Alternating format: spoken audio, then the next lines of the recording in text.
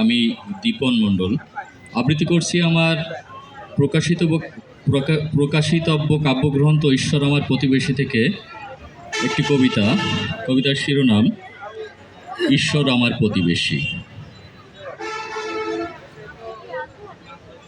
এখনো জ্বলছে আগুন, পুড়ছে ঘর, পুড়ছে মানুষ। এখনো মাঝরাতে মৃত আত্মার মিছিল নামে শহরের অলিগলিতে। এখনো হয়তো শব্দহীন অস্তিত্বগুলো শব্দের খোঁজে ঘুরে ফেরে মাঝরাতের ভয়ঙ্কর অন্ধকারে। এখনো হয়তো শহীদের খুলি ঝুলতে থাকে ছদ্মবেশী সান্তাক্লোজের ঝুলিতে।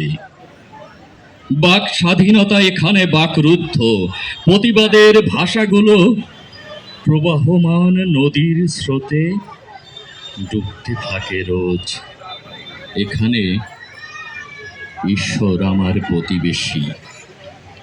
আমি নির্দ্বিধায় গল্প জমাই তার সাথে। সম্পর্কের টানাপোড়েনের আশঙ্কা নেই, কারণ তিনি মানুষ নন। শুনেছি মানুষ মানুষের প্রতিবেশী হলে সম্পর্কের অবনতি হয়। এখনো আমার হাতে পরাধীনতার শেকল। আমি দিগন্ত ছেড়ে দিগন্তে উঠতে পারি না।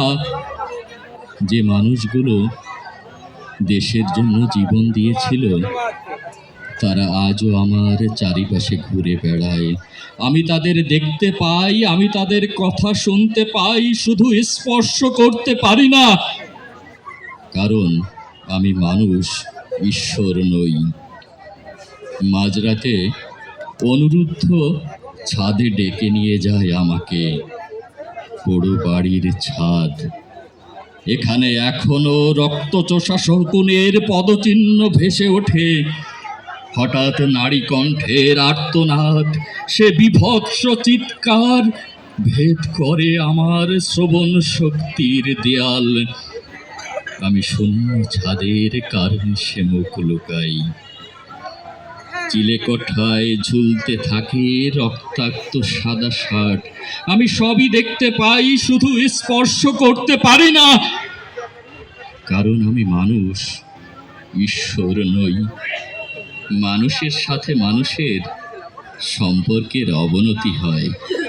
আমার তবু দিব্যি কাটে দিন। দিন শেষে আবার আড্ডা জমে প্রতিবেশী ঈশ্বরের সাথে। ধন্যবাদ সবাইকে।